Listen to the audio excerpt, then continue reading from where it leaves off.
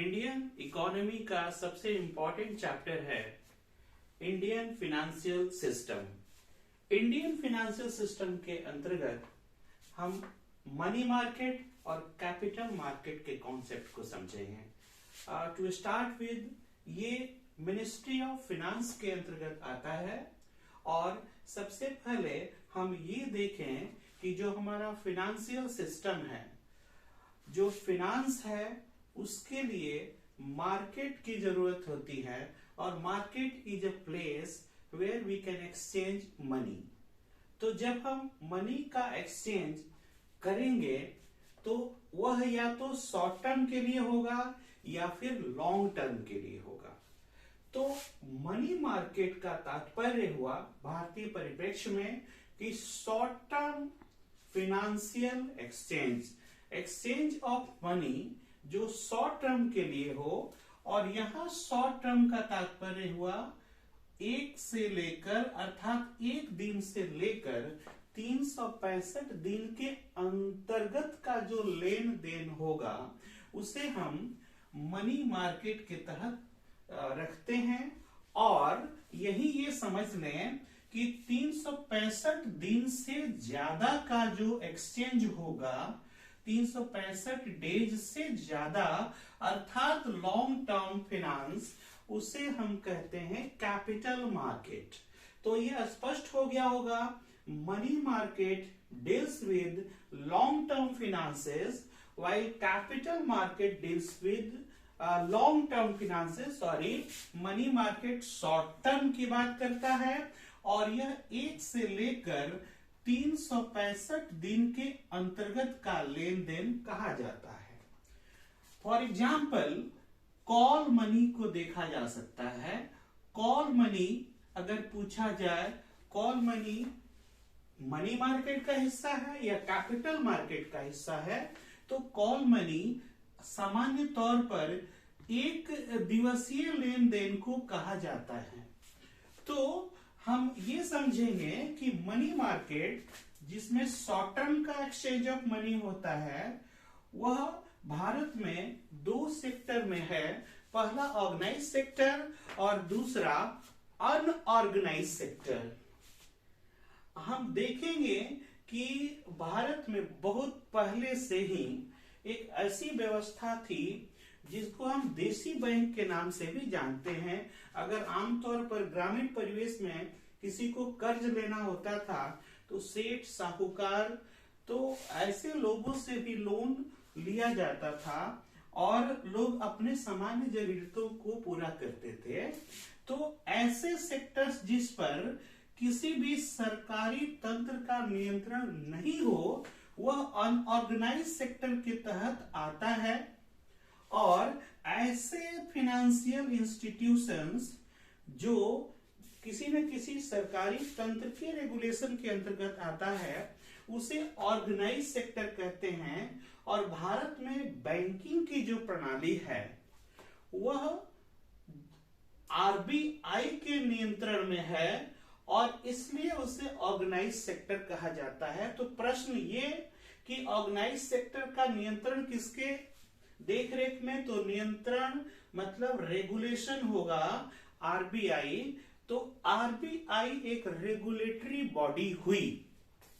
प्रश्न यह उत्पन्न होगा कि आरबीआई, चूंकि आरबीआई की स्थापना आरबीआई एक्ट 1934 के तहत हुआ था, तो इसलिए यह उस समय एक स्टैट्यूटरी बॉडी के रूप में थी। और आज अगर हम देखेंगे तो आरबीआई एक रेगुलेटरी बॉडी है, अर्थात आरबीआई के अंतर्गत जितने भी बैंक हैं, चाहे आरबीआई के शेड्यूल 2 में जितने बैंक हो जिसको हम शेड्यूल्ड बैंक कहते हैं, इसके अलावा जितने भी कमर्शियल बैंक्स हैं वो या जितने भी प्राइवेट सेक्टर के भी बैंक्स हैं, सबका रेगुलेट या रेगुलेशन करना आरबीआई की जिम्मेदारी होती है। तो आरबीआई एक रेगुलेटरी बॉडी हो गई।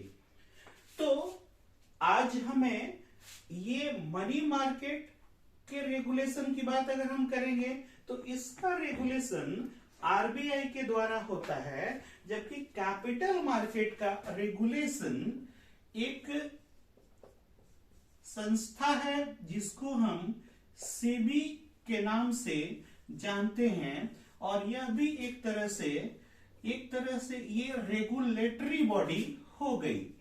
अर्थात कैपिटल मार्केट का नियंत्रण सेबी के द्वारा होता है।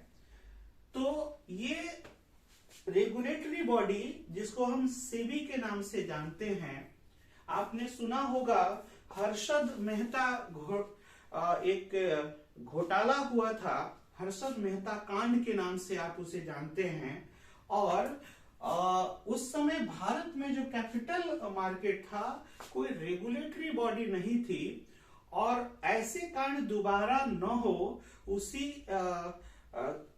ऐसे चीजों पर नियंत्रण के लिए लोगों में एक विश्वास रखने के लिए कि लोग जितने भी इसके पार्टिसिपेंट्स हों कैपिटल मार्केट में, तो लोग विश्वास रखें कैपिटल मार्केट में और अपनी सहभागिता को दर्ज करें। इसके साथ ही एफआईआई, डीआईआई मतलब फॉरेन एफडीआई भी हमारे यहाँ आए और कैपिटल मार्केट चलता रहे, लोगों में इसका विश्वास हो। इसीलिए इसके रेगुलेशन के लिए security exchange board of India की स्थापना होती है। तो हम देखेंगे कि सेबी जो है एक रेगुलेटरी बॉडी है, और एक प्रश्न यह भी आता है कि सेबी किस तरह की संस्था है। तो इनके लिए दो चीजों को समझना है कि ये जो सेबी है, इसकी स्थापना 1988 में ही हो गई थी, लेकिन इसे एक स्टैट्यूटरी बॉडी का दर्जा दिया जाता है 1992 में। तो जैसे ही आप ऑफिशियल वेबसाइट खोलकर देखेंगे security exchange board of India का, तो उसमें देखेंगे कि सेबी की जो स्थापना है वह 12 अप्रैल 1992 दिया है। तो ये दो डेट आपको याद रखना है। एक तो प्रारंभिक तौर पर एक एग्जीक्यूटिव बॉडी के रूप में इसकी स्थापना 1988 में होती है, जबकि एक स्टैट्यूटरी बॉडी अर्थात एक सांविधिक संस्था के रूप में सेबी 12 अप्रैल 1992 में स्थापित होती है। तो सबसे इंपॉर्टेंट ये है कि हम ये जान लें कि सेबी के इसका मुख्य कार्य क्या है और इसके चेयरमैन कौन है। तो वर्तमान में सेबी के जो चेयरमैन है उनका नाम है श्री अजय त्यागी।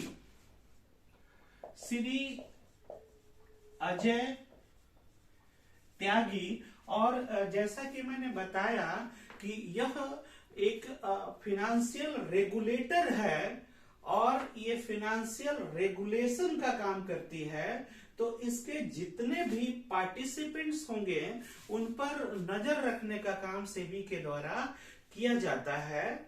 और आप ये जान लें कि इसका हेडक्वार्टर मुंबई में है और मुंबई के अलावा इसके कुछ रीजनल ऑफिसेस हैं।